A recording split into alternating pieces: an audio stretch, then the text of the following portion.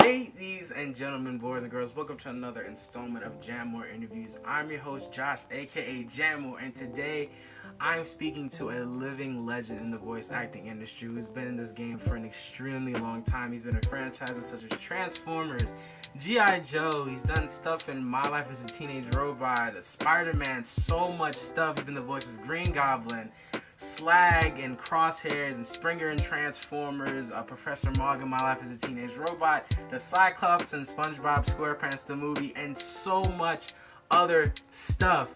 Ladies and gentlemen, can I please get a rounding round of applause for the amazing, the talented Neil Ross. Neil Ross, welcome. Thank you, ladies and gentlemen, star of stage, screen, and reefer parties.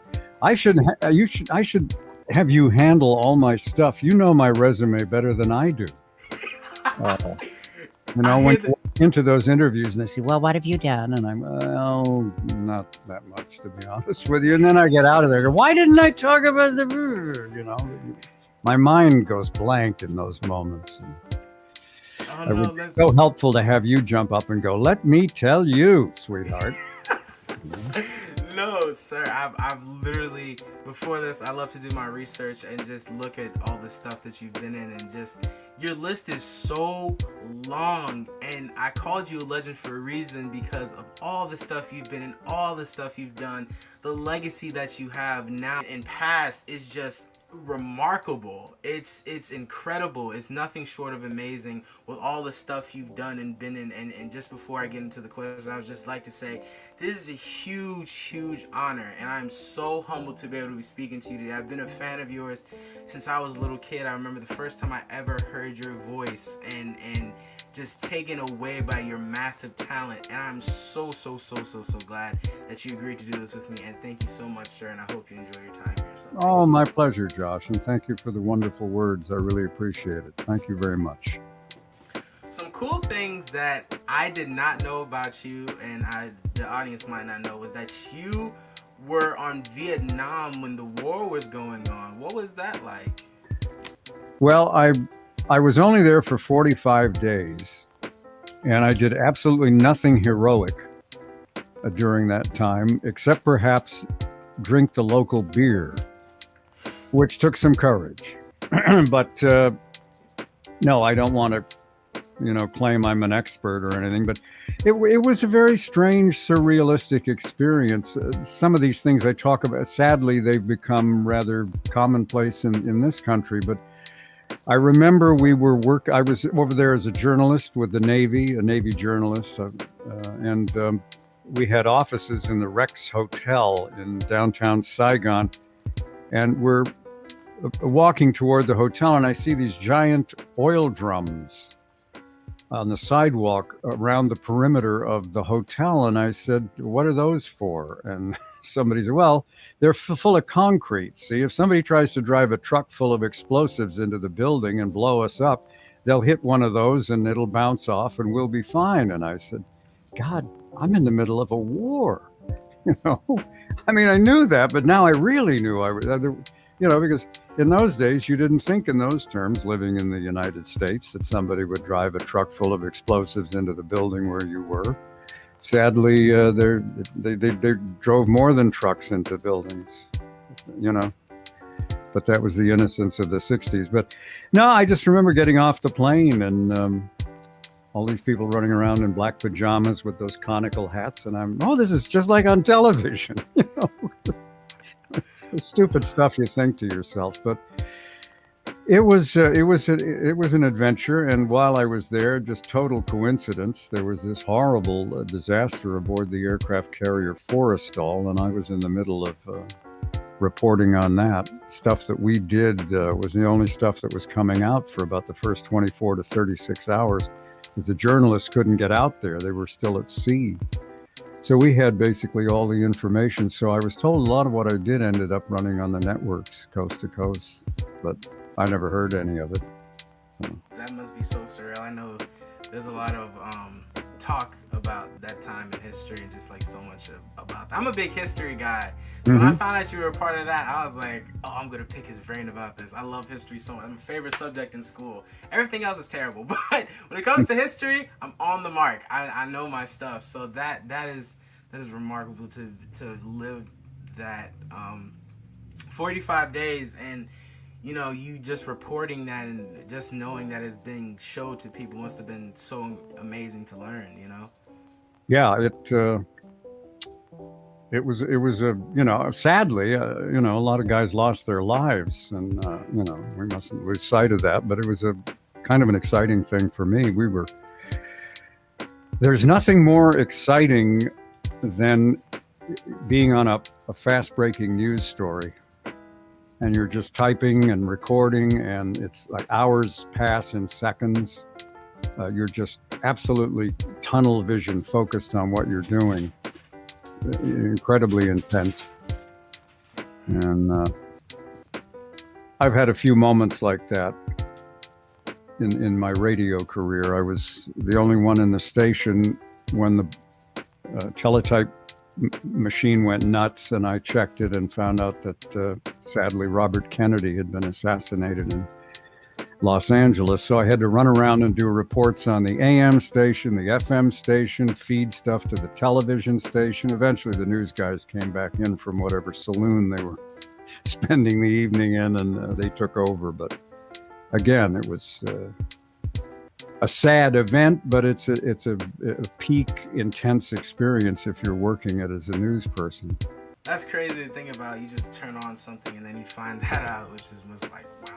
Man, I have a lot of history questions to ask you, but I guess this would just be one. What was it like during like the moon landing, stuff like that? Like what was that? What was the atmosphere during all of that going on? It was a huge deal. I mean, imagine you're going to see live pictures from the moon, and a human being is going to step out of the capsule and walk on the moon. I mean, it's real. So I ended up over at my girlfriend's apartment and stayed up all night watching it. I may be wrong, but in my memory, the moonwalk actually happened about 2 or 3 in the morning in California. And but we were basically up all night watching that. It's when are you going to see something like that again? It's never going to happen again for the first time. So how could you not watch? I don't know if I would now because I'm an old guy. I'd say, I need my sleep. I'll watch a rerun on YouTube. Back then you couldn't do that. You either saw it or you didn't. Oh, you missed it, right? Yeah. Now they'll just run it on YouTube in the morning. Yeah, like all those events are like live streamed now, and then they like save the live streams and like, oh, I missed it, but I could always just go back and see what we're talking about or doing. Yeah. My first question to you is, what is one word you would use to describe your childhood?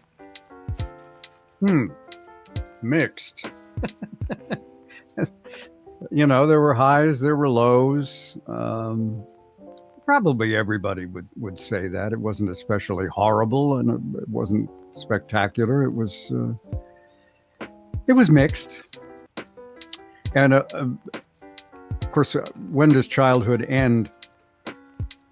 I was born in London, England, and when I was 2 years old, my father decided there was no future in post-war Great Britain and decided to take us off to Canada. And I had a fairly stable life up until the 7th grade. And then the old man decided we must go to California with a banjo on our knee or whatever. And so off we went to California, and in rapid succession moved from Long Beach to San Diego to another part of San Diego. I went to 3 different, we called them junior highs in those days. I guess they call them middle school now. I went to 2 different schools in the 7th grade, another school for the 8th grade, final school for the 9th grade, and then I went to a different school district for the 10th to do high school. And that was kind of weird. I mean, for 4 years running, I was the new kid. And I went to one of my high school reunions, and after it was over, I read some stuff that people had posted, and one guy wrote, it was so great to see Betty Lou she and I were in not middle school. We were in preschool together. I've known her since she was 5. And I thought, yeah, of course, that's why they were so tight. And I was just some guy who showed up in the 10th, so it was a little weird bouncing around like that. But other than that, I had a good time. Loved to play baseball, loved to play hockey when we were in Canada. I kind of missed that. But then when we got to Long Beach, all I had to do was walk across Ocean Boulevard, and there was the Pacific Ocean and a big beach. So, it was a nice trade-off. Yeah, I can relate to you a lot on the moving thing when we moved from New York, because I'm from Queens, New York, and we moved down to Georgia where we live currently. And it's just like so crazy just bouncing, when you're used to one certain way of living and moving to like another way of living, or like leaving your friends that you've known for a very long time and then having to make new friends and just adjusting. It's just, I don't want to say it's difficult, it's just like so weird having to make that change, you know what I mean? And just trying to reach out to new people, because I struggle reaching out and making friends with new people, because I'm just kind of, I don't know, sometimes I'm like, I don't know what to say to you, or like, I don't know you, and I'm just like so awkward and strange when it comes to like that type of stuff, now that I'm going into college soon. It's gonna be a real shock, because 4 years with the same people, and now I'm about to meet a whole new group of people that I've never met before and talked to. So it's gonna be a very interesting experience, to say the least. So. Well, I think in a way we probably learned some survival skills that people who don't bounce around like that perhaps have to learn the hard way when they're a bit older. I don't know. But I started recognizing it was almost like there's certain types of people, and they're there wherever you go. Oh, that's the Joe Blow type. I know you. I've known 3 of you so far, and yeah. Or like the jock, or like the popular girl, like the stereotypical high school kids, or just kids in general. Yeah. As a child, what did your parents think you would do? They never really expressed an opinion in that department. They only seemed to object to anything I came up with, but I don't recall them ever saying, what you really should do.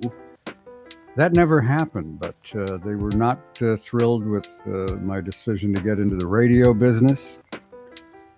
And I don't know if they ever fully embraced voiceovers. I don't think they really understood it. It's hard to wrap your head around if you're not in the business, because you do so many different varied things. It's hard to, as I say, if you're not in the business, it's probably hard to visualize what I do. And so, but they never had any suggestions. And I have a feeling I wouldn't have liked them anyway. I relate to that. I remember, as a kid, you have visions of what you want to do, or like someone asks you like, hey, what do you want to do when you grow up? Like for me, I've wanted to be multiple things throughout my time of being on this planet. Like things have switched like that. Like I remember when I was little, I was like, Mom, I want to be the president. I don't want to be the president anymore. I'll just put it like that. I don't know how to be the president.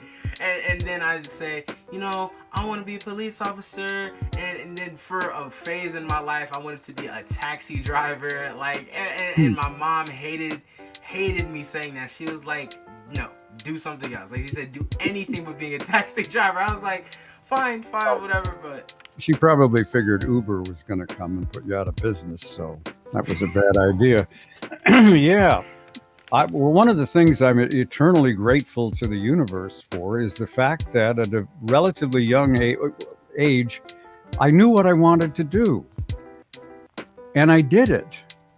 And then when it became a little less than satisfying, suddenly this other wonderful thing that I wanted to do came along. And I've spent my entire life, assuming people would hire me to do it, doing stuff I like. And so many people get nothing grabs them, and they sort of drift into some line of work, and next thing they know, they're 40 years old, and that's all they're ever going to do. And maybe they're fine with that. I don't know. I'm horrible at doing any kind of work that I'm not passionately grabbed by. I just don't even want to fool around with it. To have somebody else, to have somebody who likes this do that. I have an accountant, lovely woman, and she's just great, and she can have it. Numbers, but obviously that's her bag, and she's happy, and so more power to her. But a lot of people, as I said, spend their entire lives doing jobs they either hate or are just indifferent toward. And they live for the weekends and their retirement. And I think, what an awful way to spend your life. Because I would wake up on Monday mornings, I can't wait to get into that radio station and do some more of this stuff, Or I can't wait to go to Burbank and work for Wally Burr, on Transformers or whatever it was we were doing. We're gonna get into that. We're going to get into that. But I completely agree with that. Like, I'm always big on just like following your dreams and just, no matter what comes your way or what's thrown your way or however you feel about a certain situation that you're put in, just to always hold on to that, because that is what you want to do.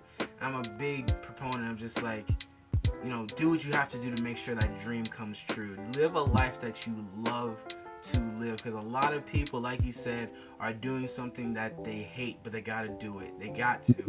And I think that personally, I do agree. That's like, I don't want to live that way. Like, I don't want to live cubed up in a cubicle with customer service, this, that, and the third. Nah, I want to be an entertainer.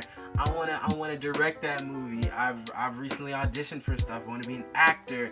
I love music. I have my guitar right here. Like, I might break that. But I have my guitar right here. I love music.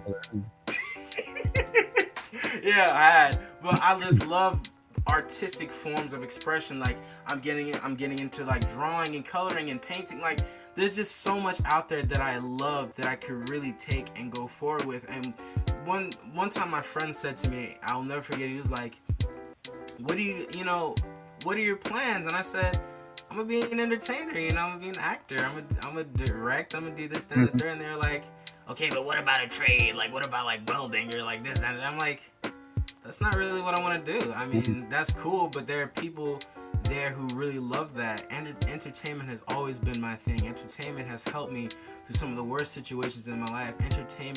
Entertaining and just doing stuff like this, bringing these type of videos to people brings me so much joy. And to think that, to have something that does not involve that just doesn't pass my mind, like I don't ever think I'd quit this, because I just love it so much. And they tell you to have a plan B, but yes. Well, you keep your eyes open, and you're open to things that may come your way by chance. It's like somebody who wants to be an actor, and it's just not working out, and suddenly they start painting a set for a play, and they realize they're a set designer. They were all along, and now that's what they do. And it doesn't bother them that they're not an actor anymore, but they don't want to drive a cab. They still want to be a part of that theater. It's just their thing is set design. As I said, there's all kinds of stories like that. You end up, I thought I was, when I started out, my big ambition was to be on KFWB in Los Angeles as a disc jockey. And, there was no thought in I didn't even know voiceover existed. The idea that I would one day get to be one of the announcers on the Academy Awards. Are you kidding? That's fairy tale stuff. I just want to do 9 to midnight on KFWB, but the life flows along and things happen, and sometimes it works out. But yeah, I know you don't want to be a welder. I get it. I don't think I do either. Although those helmets are kind of cool. Yeah, and I like all this mask talk going around. I love like costume mask and stuff like that. And yeah, that costume is pretty. That mask is really cool. It like goes over your head, and it's just like one like rectangle. Oh, I love it. I just think that's so cool. I'd probably buy one just to keep in my house. They're pretty expensive though. Well, the first thing I ever wanted to do when I was in middle school, I wanted to be a deep sea diver. You know, not a scuba guy. The guys with those big brass helmets. I thought that would be just, you know, I don't know why. And I ended up playing one in the SpongeBob movie, right? Am I not a deep sea diver in that? Yes, yeah. They call it the Cyclops, but that's exactly what you are. Yeah, A deep sea diver. Yeah. No, I kind of did fulfill my ambition there in a tiny way. What was that experience like on SpongeBob, doing that role? You know, that was a quick in and out, and I don't really even remember doing it. And I know that frustrates people, particularly when they want to talk about games, because again, a lot of these games, it just doesn't stick in my mind. Because most of the time I knock it all out in 1 4-hour session. There's no storyline. A lot of the time I'm saying lines, I have no idea what they mean or why I'm saying them. You just, from the context, I guess I'm angry here, so you play angry. But you don't know why you're angry because there's no story. And that's sort of easy to forget 2 or 3 years later. You know, you did blah, blah, blah. I did, you know. No, I get that a lot. I really do get that. And that's something that has really interested me about, I remember talking to Keith Sarabika, who did the voice of Hyde in the Transformative video games. And I was like, so excited. I was like, oh, I'm going to talk to him about Hyde. And I was like, hey, da-da-da-da. He was like, bad news. I don't remember that. It was a couple years ago, and it was a quick in and out. And I get that, because it's like with these animated cartoons and shows that you do, you're usually there, the storyline, you're with people, you're getting the energy from people in the room. But like with stuff like movies or like games, you're usually by yourself, is what I hear. You record by yourself, and there's the director, and you don't have like the full script, like you said. It's just your lines. You're either angry or happy or da-da-da-da. So it makes sense, but you know, here's what it is. I wish I had wonderful stories to tell game people, but I just don't, you know. I get that. The animation is a completely different thing. You know, you're bouncing off of people like Chris Latta and Peter Cullen and Michael Bell and you name it. And there's a lot of stories about that. But these games, I'm just all alone in a room saying things and not knowing why. So that leads into a good little question. I've never really asked a voice actor this, but which do you prefer to record more, video games or animation? Oh, it would be animation, because, as I say, there's a storyline, and a lot of the time you get to work with the other performers, which is much more fun. I hear a lot of the performers bust out their comedic chops in that moment. Yeah, it's you know, the voiceover community. A lot of them are just incredibly funny and clever, and you hear repartee going back and forth, and I've often said, doing these sessions, it's kind of like getting to go to a great party. They just don't serve any liquor, and once in a while they interrupt the fun and make you work, but you know, most of the time I have a ball doing those things, and it's the other performers that make it fun. So really, I don't like to work alone. I mean, you know, you have to. Especially nowadays with COVID and stuff. Yeah. No, I much prefer, which is funny because one of the big reasons that I got into the radio business initially was because I was an introverted extrovert. I wanted to perform, but I didn't want anybody to watch me doing it. So radio is perfect. You're always alone in this room, you know, waiting for Elton John to finish singing. And then I started to do voiceovers, and I remember some of the first animation sessions I did it. I worked for Wally Burr, and then I worked up at Hanna-Barbera. And I started having so damn much fun interacting with the actors, and I wasn't self-conscious anymore, not especially. And then I would have to go back to the radio station and sit alone in a room. And it was like being punished, you know, you've been sent to your room and don't come out. You know?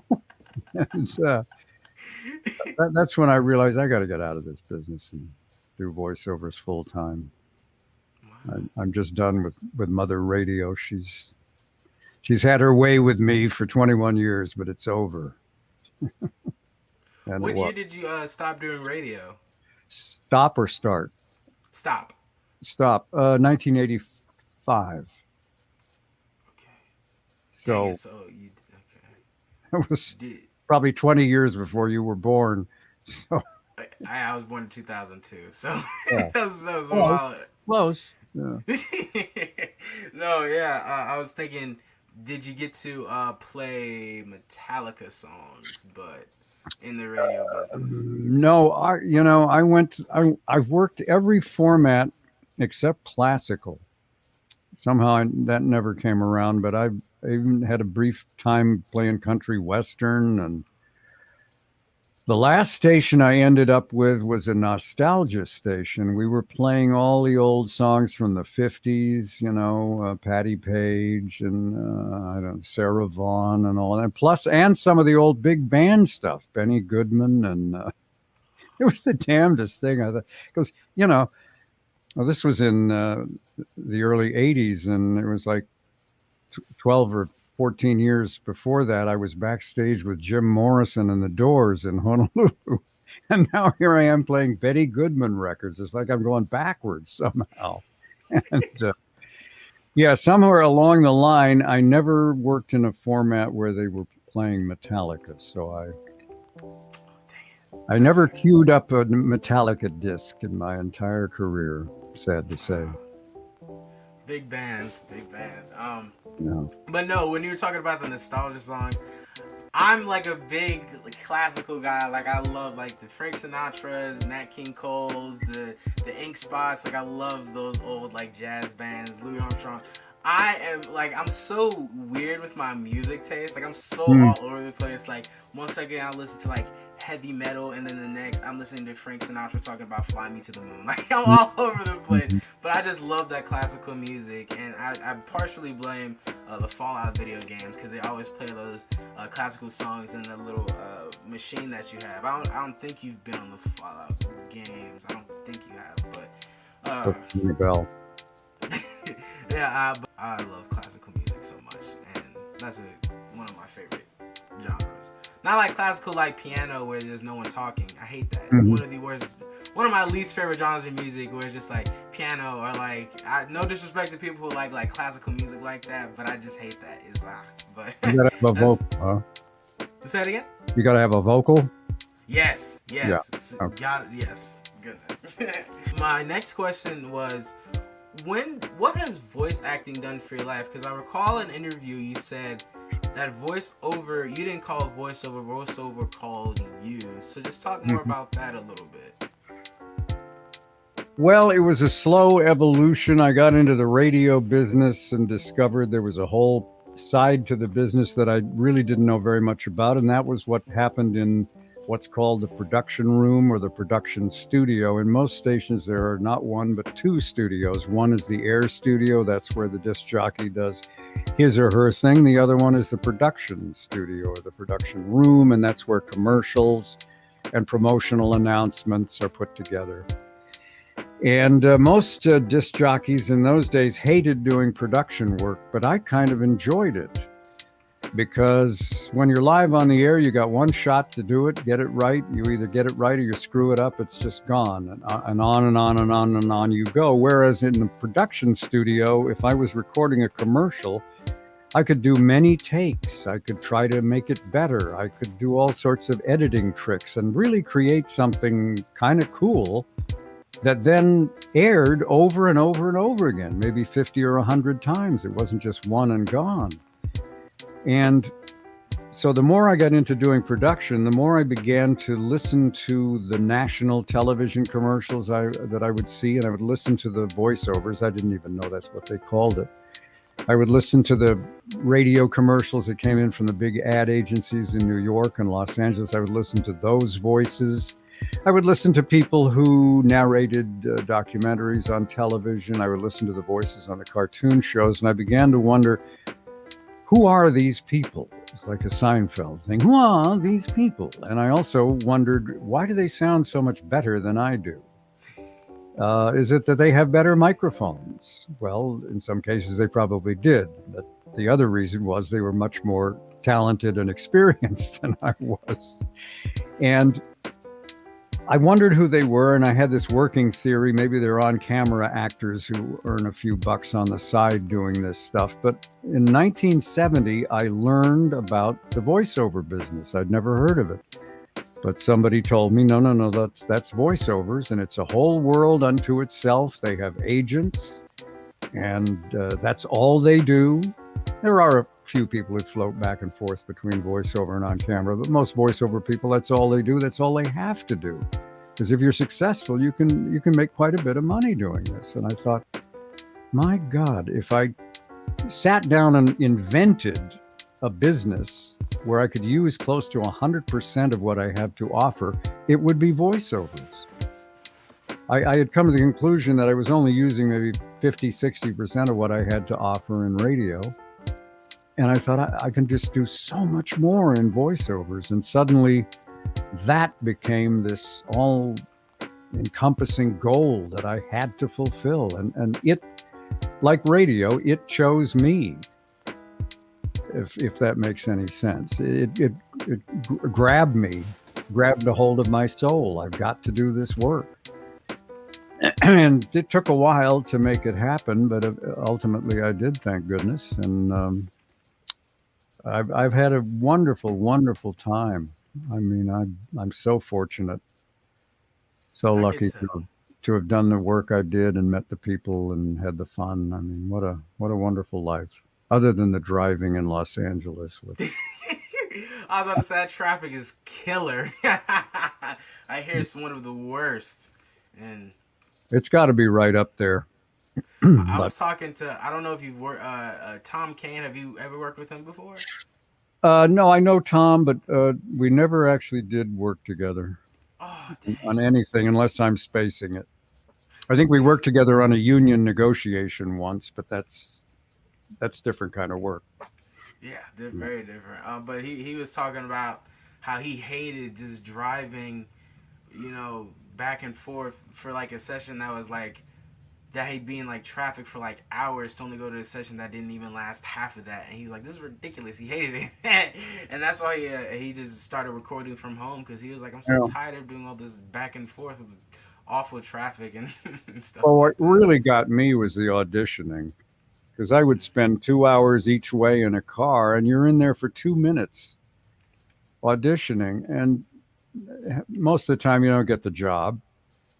And you can, sometimes sitting there looking at some guy's bumper for the next hour and a half, you think, what am I doing? But it was the nature of the beast. And I partially inflicted it on myself. I chose to live somewhere that was not that convenient, but so be it, But no, I feel Tom's pain, and it was just part of the deal. You had to drive in those days. To talk about the auditions and just not getting it, your book, Vocal Recall, an amazing book. I genuinely really love it. Like, you knocked it out of the park. There you go. You knocked it out of the park with that book. So good.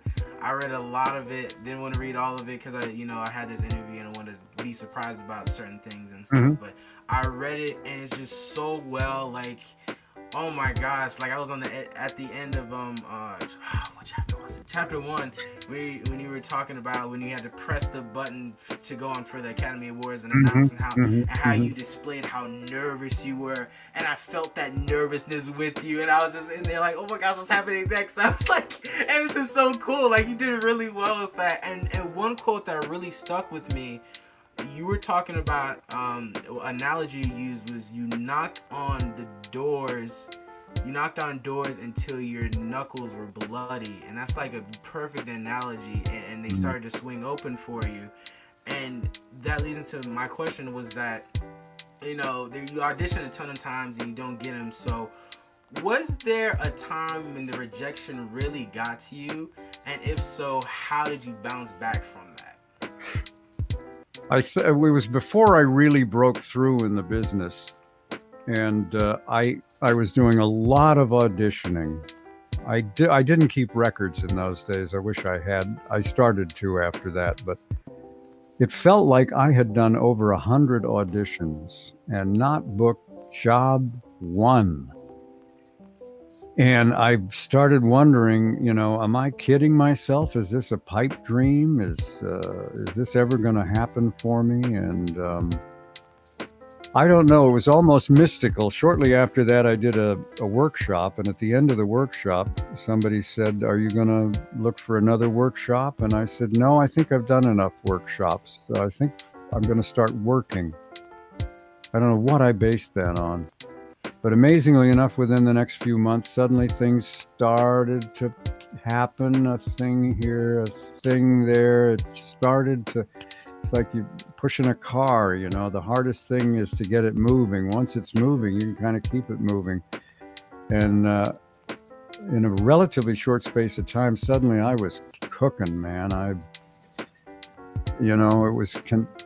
Your agent goes from being somebody who's trying to sell you to somebody who just becomes your scheduler. Can we work this in? You've got a spare hour. Do you think you could get there and do this? And I suppose I'll give it a whirl. And clearly, I hope you don't mind if I look at your IMDb really, really fast. But oh No. my goodness, your list is insane. You have so many credits. You've been in this industry for so long. I mean, you've been in Metal Gear Solid. You've been in Transformers. You've been in freaking G.I. Joe. You've been in Spider-Man. You've been in Spider-Man and His Amazing Friends. You've been in Tiny Toons. You've been in Pinky and the Brain. You've been in the Smurfs. You've been in Mass Effect. You've been in the Avengers. You've been in Garfield, tons of Garfield stuff. My goodness, Harvey Birdman, Kids Next Door. Well, the list goes on and on and on. We could literally be here for freaking hours just talking about the amount of stuff you've been in, especially in the 80s and 90s cartoons. You've been in the new Batman adventures. You've done, oh my goodness, you've been in Family Matters. You've done Star Wars stuff. You've been in the Mask TV show. You've been in Goosebumps, The Savage Dragon, Mortal Kombat, Defenders of the Realm. I remember that cartoon. I don't know if a lot of people do. I remember when that cartoon came out. I would watch it like crazy. Love Mortal Kombat. You was Shang Tsung in that. Fantastic Four, Iron Man. Just so much stuff that I literally love. And that segues into the first time I ever heard your voice was in Spider-Man, the 94 cartoon with you as the Green Goblin. Fantastic. I remember watching with my grandmother, God rest her soul. I'd watch, there was like a block on Disney where they showed all the old 90s cartoons, Incredible Hulk, Iron Man, Fantastic Four, and Spider-Man. And I remember watching Spider-Man with her and just, I remember when I first heard that voice as Green Goblin, just like, oh my gosh, getting chills down my spine. And just, he did such an amazing job with that character. Such a great job with the Green Goblin. You're one of my favorite Green Goblin voices, just because of what you bring to that character is just so cool. And just the storytelling with that was just so amazing. So, what was the audition process like for that? Do you remember it? Yeah, that was a great show, and a lot of wonderful people in it. And what I remember is that I read for, I'm spacing it, the character Mark Hamill played. Hobgoblin. He's Hobgoblin? On the show, yeah. Yeah. I read for that, and I thought I was brilliant. And then I hear that he's doing it. And I didn't know him in those days at all. I knew who he was, but I'd never met him or watched him work. And I thought, well, this is just a lot of star casting. That's all. They're just hiring him for his name. And then I went in and I got the Green Goblin part. I don't really remember reading for it. You'd think I would, but I don't.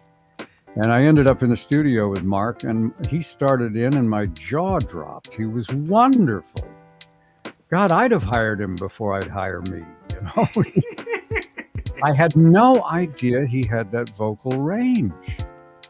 That he goes way up high and he goes down in here. And I was like, damn, this guy's good, you know? And I don't, as I said, I don't remember reading for it, but I do remember doing it. The director, Tony Pastor, bless his heart, he wanted quite a few takes. And when you do that voice, you go all out. And I remember leaving a number of sessions with a splitting headache because I was just, you know, my lungs were hitting the control room window. It was quite intense. But somebody, I don't know if it's still up there, but they found a scene on YouTube where he's going in and out of Norman Osborn and the Green. He's looking in the mirror and Norman Osborn, and then somehow he goes in and out of the Green Goblin character, and it's me doing the whole thing, Norman and the Green Goblin. And I had to admit, you know, not bad. Somebody said, did you do that all in one take? And I don't remember. I don't remember doing it. I like to think I did, but maybe they had to edit. I don't know. But, yeah, you played both Norman and Green Goblin. So, and who else was in that? The wonderful Roscoe Lee Brown, who was Kingpin. What an amazing guy. I have to ask you about him because his Kingpin is legendary. I think he's my favorite voice for the Kingpin, and I know he passed away a while ago, but his vocal talent is amazing. What was it like working with him in the studio?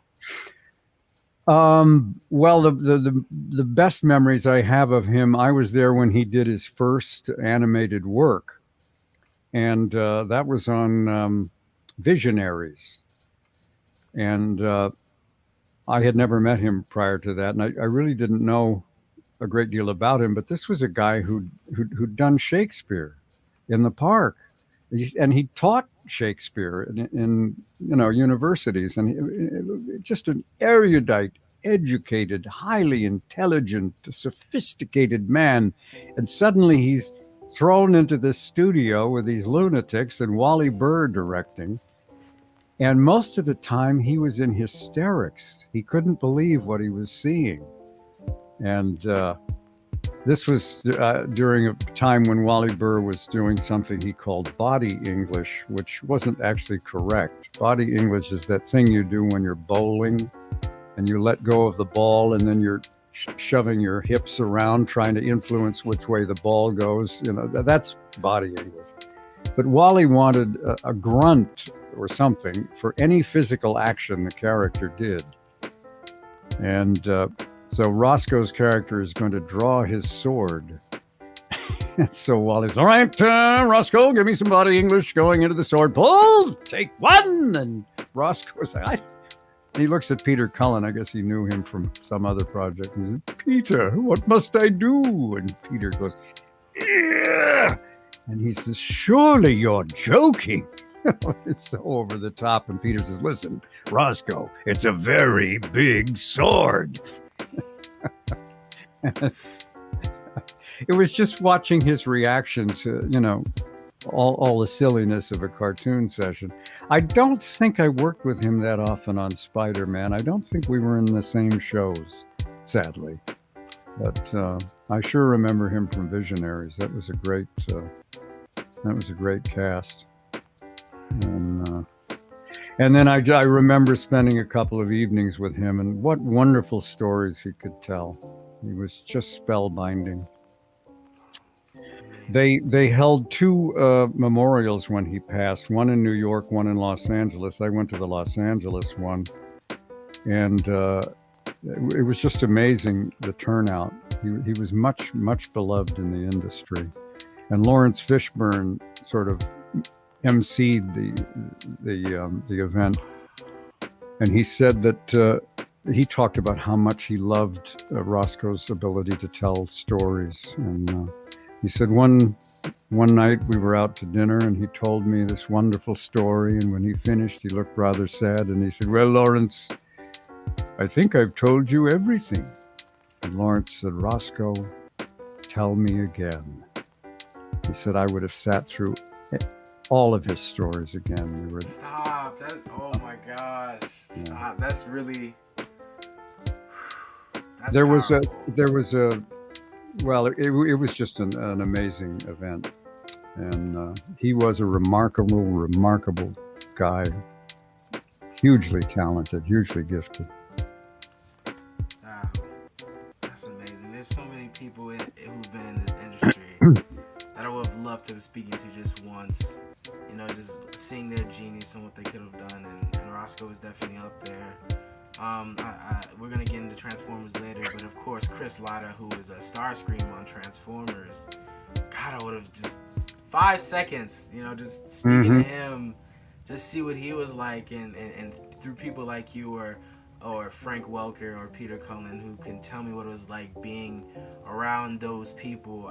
I get a sense of what they were like, and I remember you did an interview talking a little bit about Chris Latta, and I was like, wow, this guy sounds remarkable. It sounds crazy, and I really can't imagine what it must have been like for him to do that voice for such a long. Because Starscream was like, like he's really up here, like high and screaming and just loud, and I really can't imagine doing that voice for like, I don't know how long you guys are in the studio, but like 4 hours, like just doing that on your voice must be insane. Yeah. Well, we used to joke that Chris didn't have vocal cords; he had barbed wire. Because he would do things. If I tried to do it, I'd last 10 minutes, and then they'd have to call the paramedics or something. Well, I would lose my voice. That's all. It would just be gone. But do that all day long, apparently. And a very gifted guy. I didn't even realize he was a stand-up comedian during most of the time that I worked with him, but he had a whole other career as a stand-up comedian. It's funny, just the other day I stumbled across on YouTube yet again. It's Chris Latta doing a comedy routine live at the Improv, and the MC of all people is William Shatner.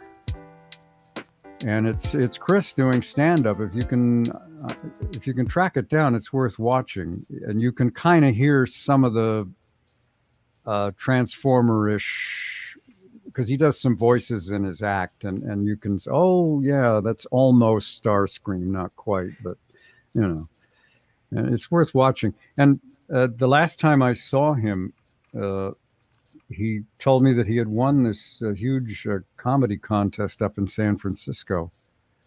And, certain people that I worked with, I would say, if they become really big stars, I won't be surprised, because I think they have the talent to go all the way. And I always thought with the right break, Chris could have had a huge on-camera career. There's another clip which you might be able to find on YouTube. He's in a movie called, Melanie Griffith is the star. Stranger Among Us, I think it's called. And Chris has a small part. He plays one of two guys who try to rob a jewelry store, and she's undercover. She gets the drop on him. She puts handcuffs on him. They break away. They're running through the streets handcuffed together. They steal a car. They end up crashing, and one of them dies. Well, the two guys in handcuffs are Chris Latta and James Gandolfini, before he became famous in The Sopranos, much before. He's quite thin in this. And I thought, oh my God, look what happened to those two guys. And I thought I could have seen Chris in The Sopranos in a heartbeat. He could have played any number of parts in The Sopranos. He'd have been wonderful. But it just wasn't meant to be. And that's sad, but. Let's switch into a more positive topic. Since you've been Green Goblin for a number of years and have played that character for a minute, what do you think is essential to making a good Green Goblin? Well, it's it's the way you approach any voiceover job. Generally speaking, all you get is a drawing of the character and one or two paragraph description. In the case of the Green Goblin, it's somebody who's absolutely batshit crazy, And so you try to do that vocally, be batshit crazy vocally. And that's what I shot for in the audition. That's what I shot for every time I did the show. Was just make him as high and crazy and maniacal as humanly possible. Yeah, there've been so many takes on the character. Willem Dafoe in the movies, of course. Steve Bloom has voiced him, and there's been so many other people who've brought their performance to that character and have done really well. Have you seen the live-action Spider-Man movies with Willem Dafoe in it? I've seen a bits and pieces. I haven't seen one in its entirety, but he did just fine. I mean, he's a brilliant actor. Great. He would certainly have been one of my choices for that role had anybody asked me. Yeah. What was the most enjoyable part about coming up with the voice for the Green Goblin? Oh, there's a moment if things are going well, you get in a groove, you sneak a peek through the glass, and you can tell that the folks on the other side of the glass are just about as excited at what you're doing as you are. And you just sort of lock in, and it feels good. You're not, there's something attaches you to the character. It may be just a web of gossamer, but you grab onto it and you're okay. Well, the worst part is flailing around, not being entirely sure how to connect. And that one went right in the pocket, felt good, and stayed there. If that makes any sense. Yeah, I do. I get it. I really do love your performance of Green Goblin. If you were ever asked to come back for the character, would you? Oh, sure. Would you do something different with his voice, or would you keep it around the same that you did it when you first came on? Well, I would probably leave it alone, but, it would be up to the powers that be, whoever's directing it. They said, well, we want a little different. I would strive to give them whatever it is they want. I mean, that's my job. My job is not to do what I want to do. It's to do what they want. And sometimes what I want to do is just great with them. That's when it goes really smoothly. Other times it's tough. You gotta make the adjustment. Did you write anything for Green Goblin? Like do any improv or like do something that wasn't in the script that they brought on, like you were messing around with someone? Or not that I recall. Generally speaking, they want you to read what the guy wrote. Now, sometimes you can make a suggestion, and I've had that happen. I've said, what if I did it this way? And they go, that's not bad. All right, go ahead. And, as long as they've got a take of you doing it word for word, then some of them are open to maybe a little ad-libbing. And then when they're in the editing process, they decide which of the two performances really worked and put their favorite in. The king ad-libber to me was Rob Paulson in The Mask, because he played this maniacal character that went in and out of all different characters and voices, and he was so brilliant at that. And he would come up with ad-lib some lines. Sometimes he would finish because sometimes he'd have a whole page of dialogue, and he'd rip through the thing, ad-libs, voices, asides, just it would be so great that when he finished, we would just all spontaneously burst into applause, which is kind of unprofessional. We're supposed to be quiet, but the director allowed us to get away with it. So she recognized, the guy was just handing out gold. It was wonderful. Rob is a very talented person. To say the least. Yes. Yeah. But a show that you worked on with Rob, of course, the main reason I wanted to bring you on here was to talk about Transformers. I am a massive Transformers fan, and specifically of your character Slag. I love the Dinobots. Like, in my opinion, the best addition to Transformers was the Dinobots, because I love dinosaurs, and just like transforming dinosaurs are insane. So I just love it. You were Slag, Springer, Crosshairs, Bone Crusher, and Hook. And I want to play a clip here. Okay, I'm gonna play a clip from the live action movie and the first one I'm gonna pick is Bone Crusher.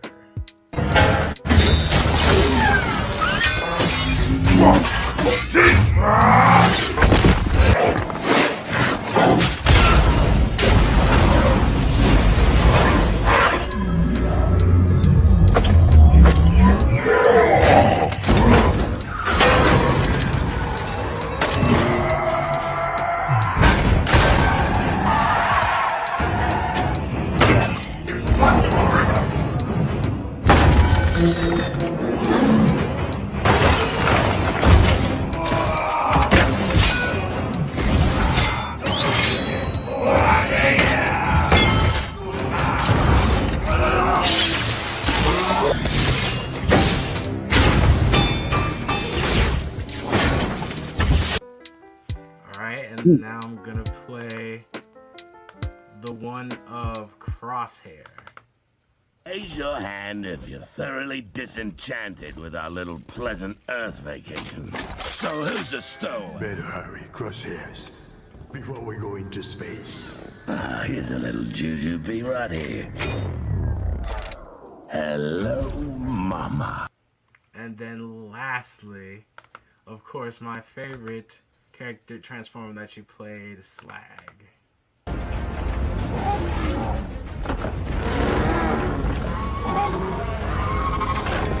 Get cover!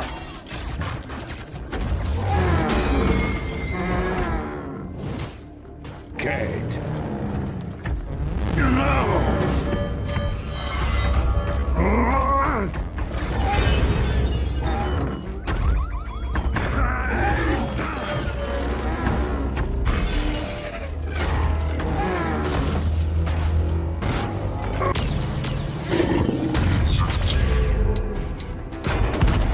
What is that like to see just like characters that you've played come to life like that, like still be around and still being played in movies and such? Like, what does that feel like? Well, it's lovely to be a part of something that's remembered. You know, all my radio work was writing on water. It's all gone. Nobody remembers anything, and why should they? But it's nice to have shows like Transformers, G.I. Joe, Voltron, Spider-Man, of course, and some other things that people remember, that people reference. You know, it's a wonderful gift. I mean, when we were doing those shows, nobody thought anybody would give a damn about them 5 years later or 10 years later, let alone 35 years later or whatever it is now. You know, so it's very gratifying. It's a wonderful gift.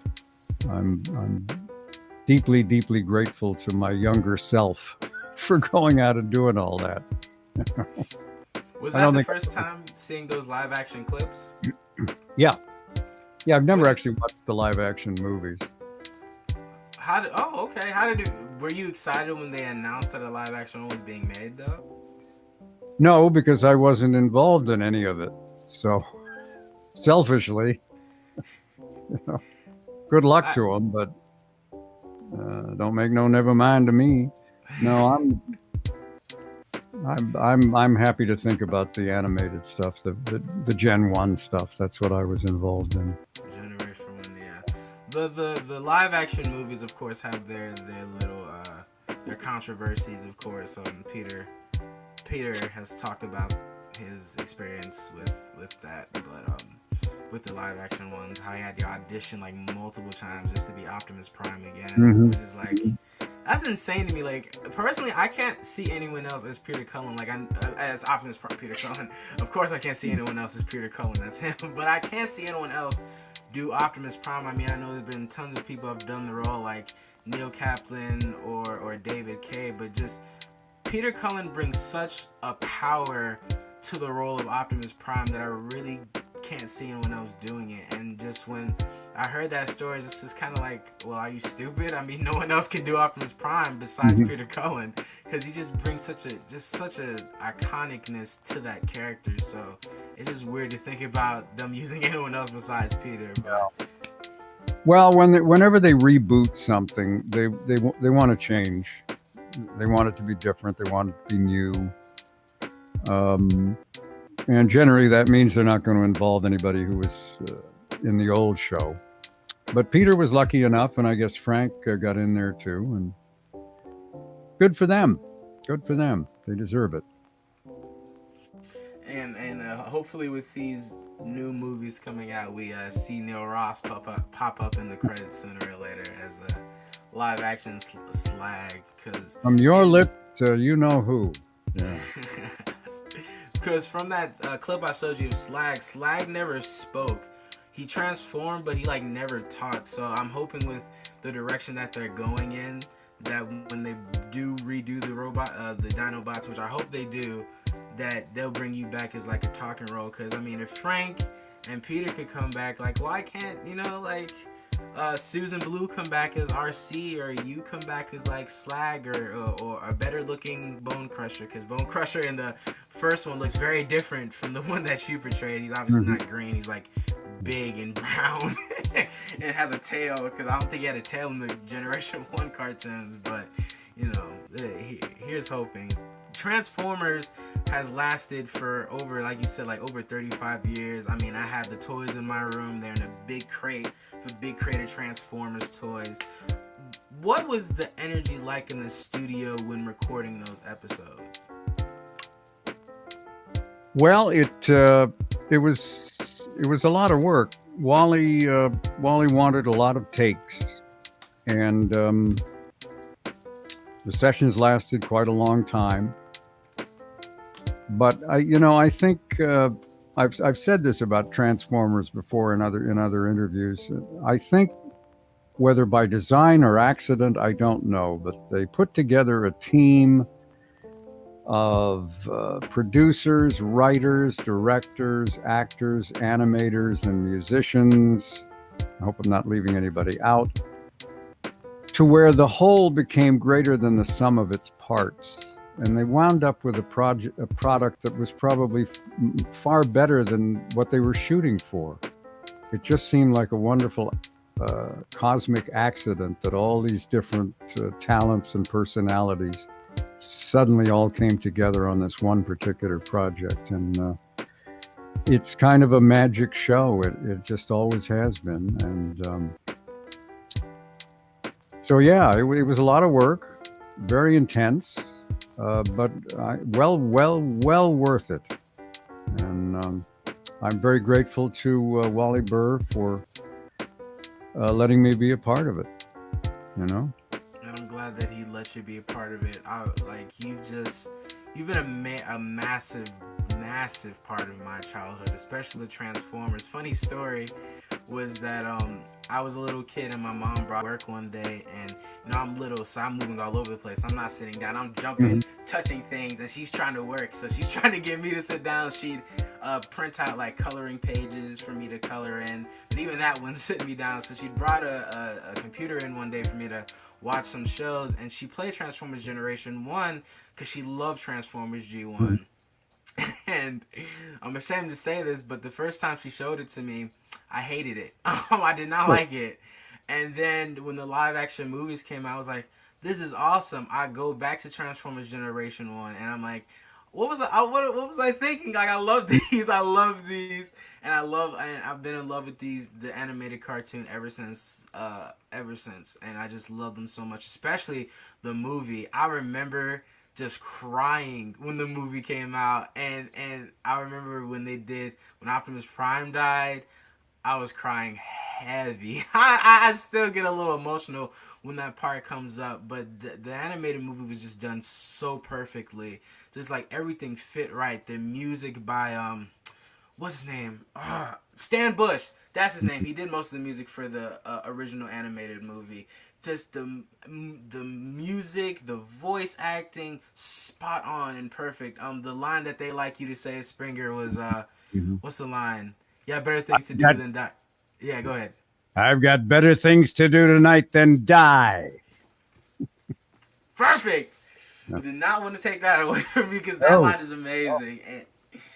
And Springer's such a cool character. I wish we'd see more of Springer. Like, that's one Transformer that is so cool to me. He's just so cool. And I just wish we got to see more from, like, of course we see Slag, of course, Crosshairs in the movies and stuff like that. But that's Springer's one character that deserves more attention and love, and I hope we get to see more Springer action soon. I mean, there's like thousands of Transformers cartoons nowadays, so hopefully in one of these they bring him back, because I know he transforms into a helicopter and a car, and that's just so cool to me. Helicopter car. That's so cool. I love that about Springer. And just your voice for Springer is so cool. What inspired the voice for Springer? Oh, I guess I was going for one of those breezy, not superhero, but leading man types, sort of the casual, okay, I got this handled kind of guy. The kind of guys that Harrison Ford played when he was younger, and maybe, you know what I'm talking about. Always got a one-liner in the middle of a battle, that kind of thing. I was just going the guy, cool under fire. And what a wonderful part. And I remember going to the premiere of the movie in Westwood, and when that line hit the speakers, the whole place went nuts for about the next 60 seconds. What a rush, to have something, to see a huge audience reaction to something that you did. Because I don't think at the time that I recorded it, I had any feeling that this would be any more interesting than any other line I did, but that's the one everybody remembers. I just think it's the way you played it off, and like what happens next. He's like, I got better things to do tonight than dying. He like loads the cannon and it goes.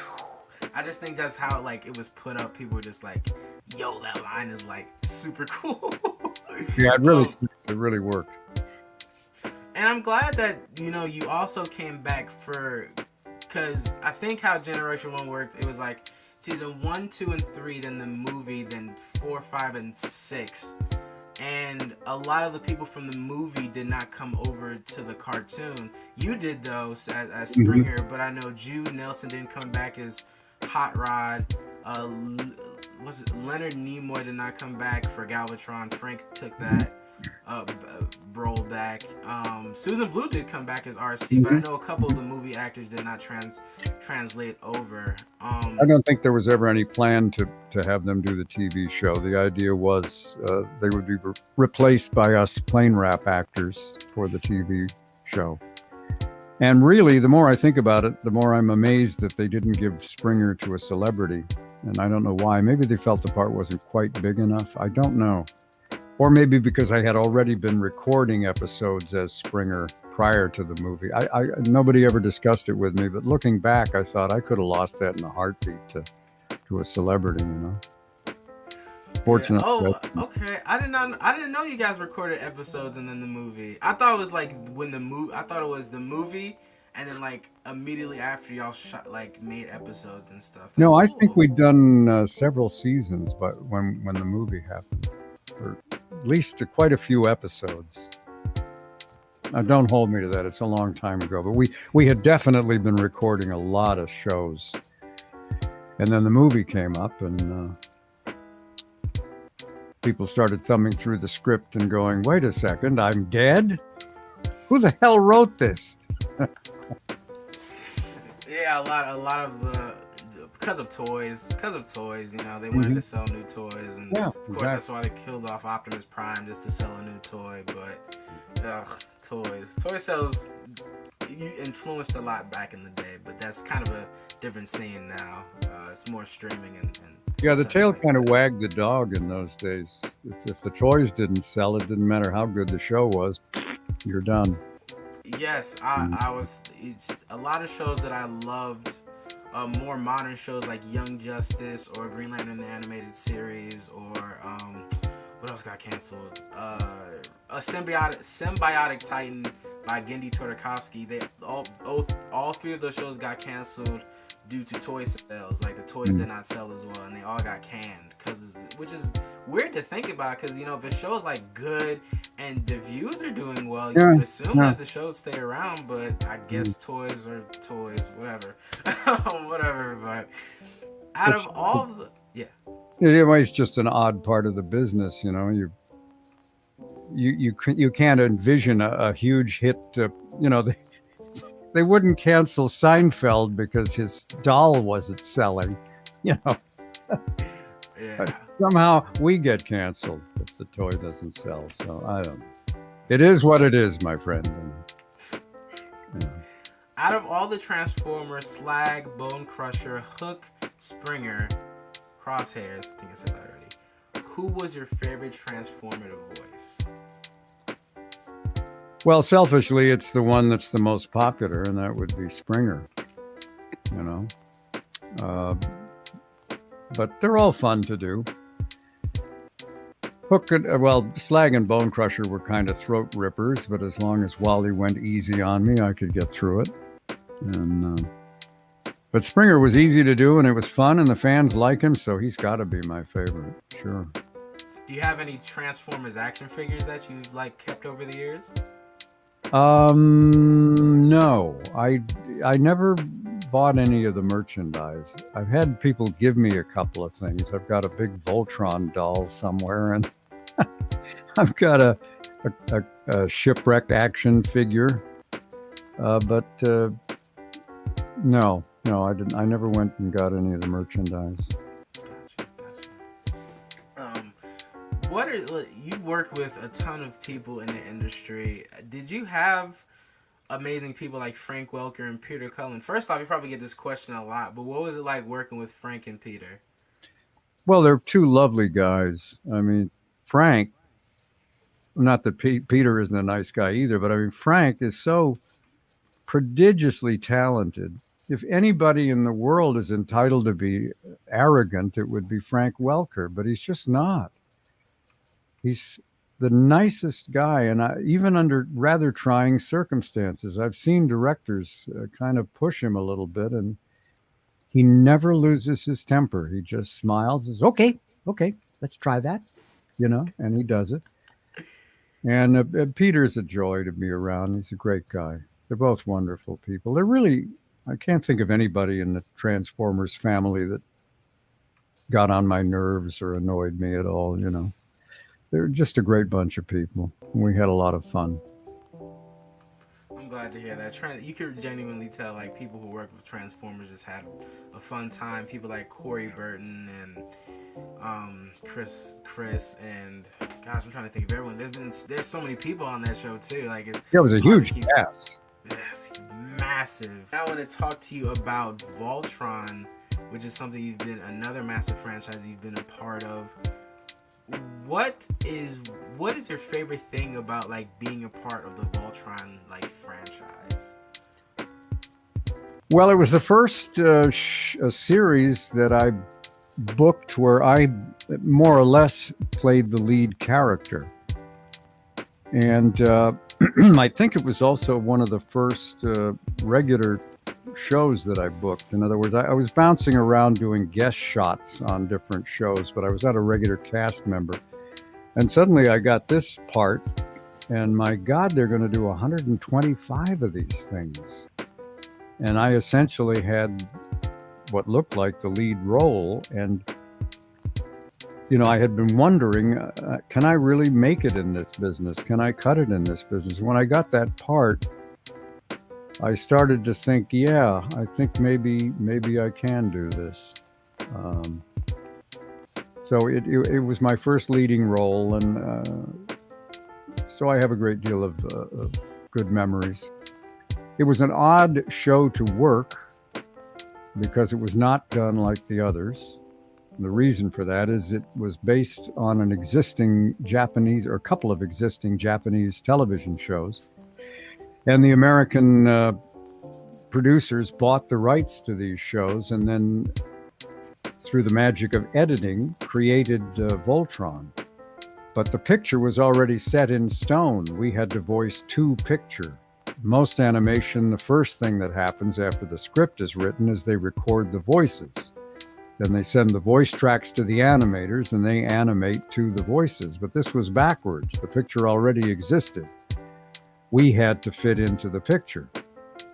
So you would have your line, and to the right of it would be a number, 5.6, and that meant this line must be 5.6 seconds long, because that's how long the character's lips move. And they would allow you to go a tenth on either side, 5.5 or 5.7, but it had to be in there. And so a lot of the time it was beat the stopwatch with these lines, you know. And if it was a long speech that got up into the 20s, God, it was frustrating, because you'd have the attitude, you'd have the line reading, you'd have everything, and you go, "Ah, you're a second long. Take 2. Oh, you're a second short. Take 3. Oh, now you're 2 seconds long. Okay, take 4. Oh, now you're 4 seconds short." Why can't I hit this damn number? And you know, it's a little odd to act to a stopwatch, but that's what we had to do, because that was the nature of the show. Yeah, and we were not able to work together. Okay. Because of the logistics. So it would be each actor separately. I would arrive, Peter Cullen would be leaving, I would do my thing. As I'm leaving, Michael Bell is coming in. And we never, I think one time I worked with Michael.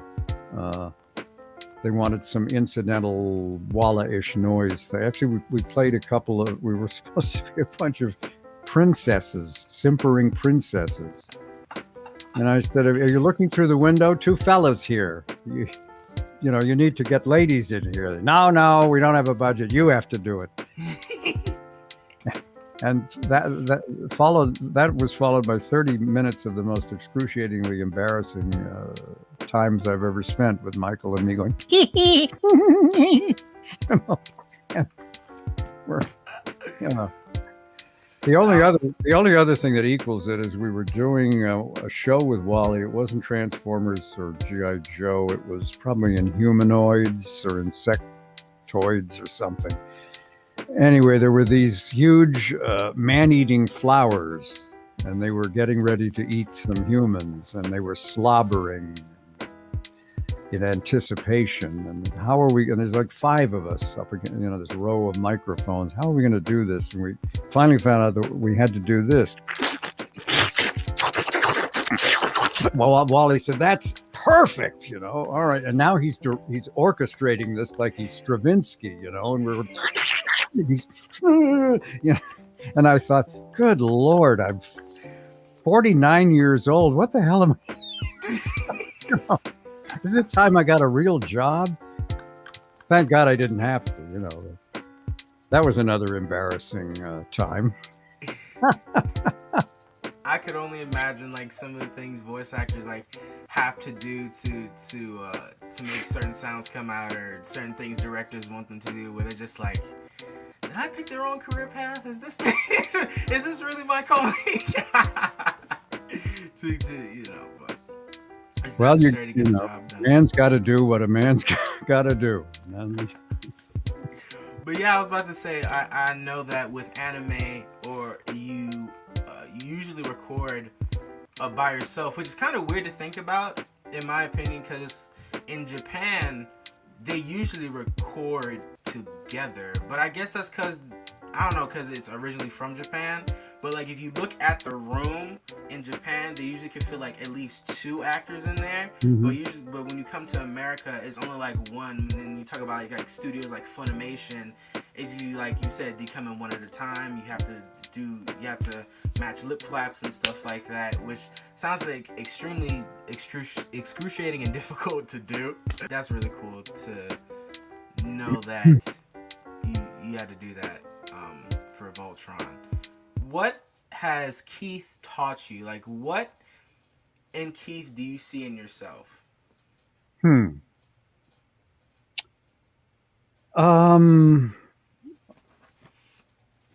know, I don't know that, because of the way we did it, I was not playing entire scenes. I was not working with another actor or actress. So I was doing it sort of one line at a time.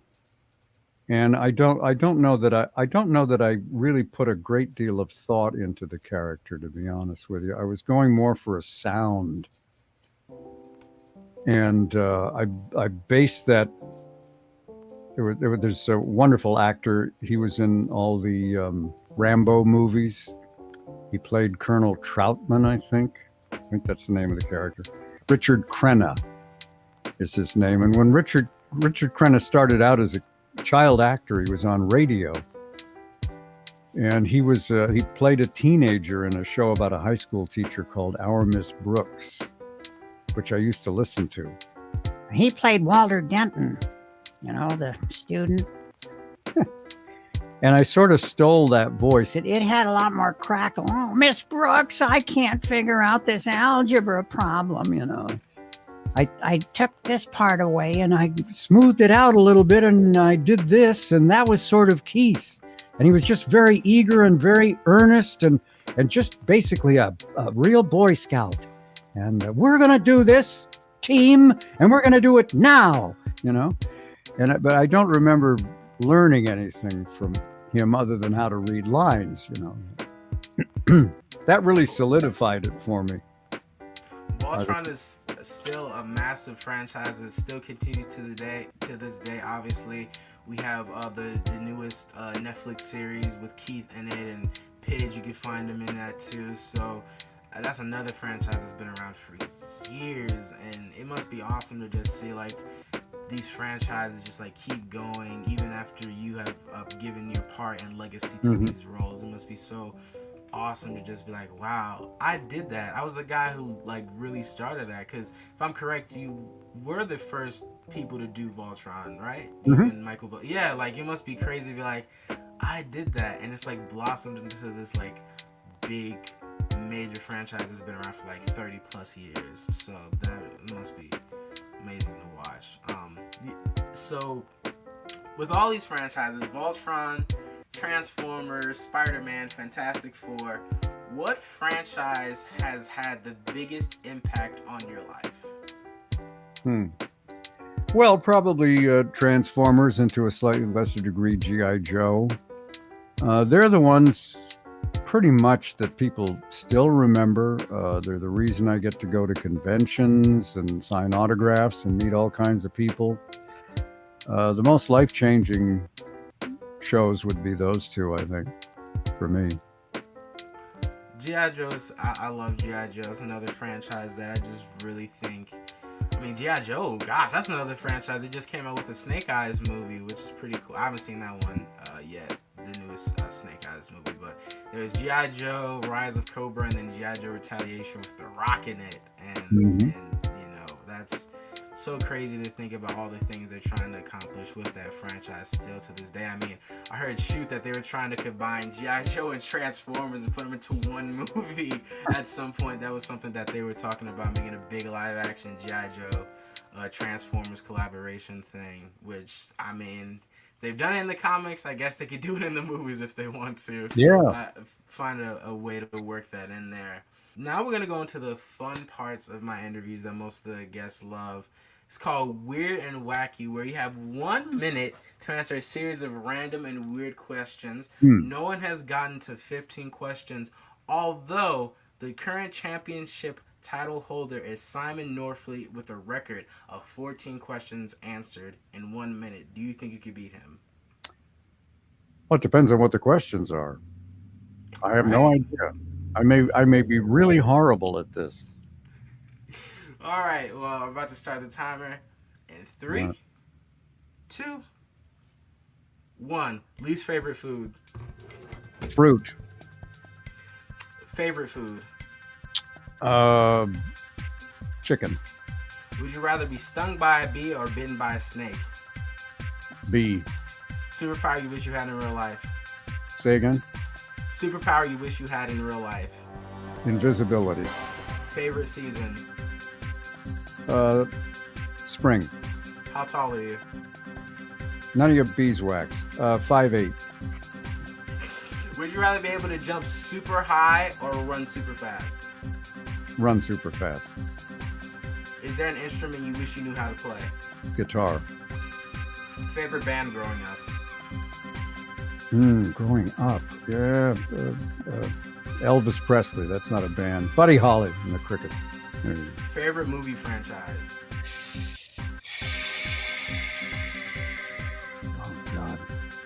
Oh, I love the Clint Eastwood spaghetti westerns. 10 questions answered. You didn't beat Simon, but you did better than Decent. the average. Yeah, you did better than the average. Most people get 8 or 9, so you did great. But with that, I want to just say this has been an amazing experience, just getting to talk to you and learning about your experience in this industry and just getting to know about you as a person. And I've just really enjoyed doing this with you. And thank you so much again for agreeing to do this. And I hope you've enjoyed your time here as well. But Yes, now, I have. I'm sorry. Go ahead. Oh, no.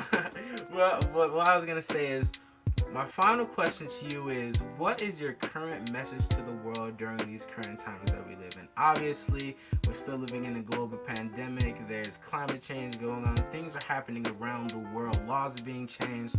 What would you say to people who are down and in just need of hope? In need of hope. Well, after a long and eventful life, I've discovered that the things you worry about are usually not the things that you should have been worrying about, and they usually never end up happening in the first place. The future is an illusion, and I guess the best thing to do is hunker down and live it moment to moment. And the best advice I've ever heard is just the old saw, do unto others as you would have them do unto you. Or another way of phrasing it is, that which is hateful to you, do not do to another. And that's my message, I guess. Completely agree with that. Neil, is there anything you want to plug before we head off? Oh, one more time with this guy, if we may. And look at this sucker. Look at how thick it is. So even if the book bores the living hell out of you, it makes a great doorstop. So be sure to pick up as many copies as you can, which isn't easy because they're very heavy. You can go to my website, www.neilbook.com, full details. Book's available on Amazon. It is also available on Audible, because I know a lot of people have Audible memberships, and so you might choose that as one of your monthly books. Vocal Recall: A Life in Radio and Voiceovers, neilbook.com. End of commercial. Neil, this has been amazing. Thank you so much, and please be sure to check out Neil's book. I'm not the biggest reader, but his was really intriguing and really kept me engaged throughout it. So please, if you have a chance, pick it up, read it. It's very much well worth it. And check out all the new stuff he's gonna be in. Are you under NDA for anything? Seems like I've signed an NDA for everything I've ever done. Well, the only thing I mentioned, that I'm the announcer on the game show Press Your Luck, which is on ABC. It's a summer replacement show, so I think it's going to be on for a few more weeks. So you might want to check that out. I also do the voice of the Whammy in the show. Is there anything else I could talk about? Not that I can think of. I'm sorry. You signed so many NDAs and you can't remember which ones you signed, and I'm just terrified I'm going to talk about what I did in the 4th grade, and they're going to say, don't you remember you signed an NDA and then you went on and spilled your guts? Now own your house.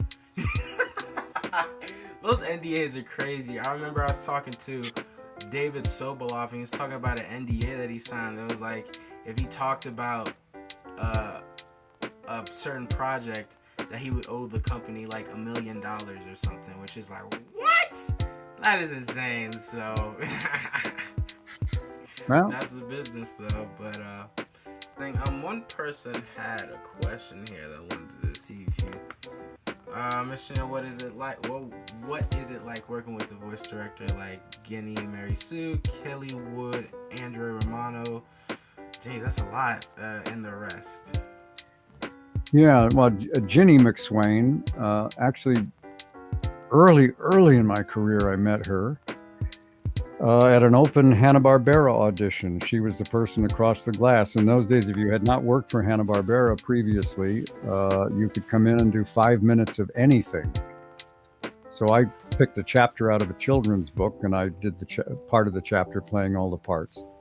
And she was the lady across the glass. She was the assistant to Gordon Hunt, who was the main director at Hanna-Barbera in those days. And of course, up the ranks she rose. Worked with her many times. Lovely woman.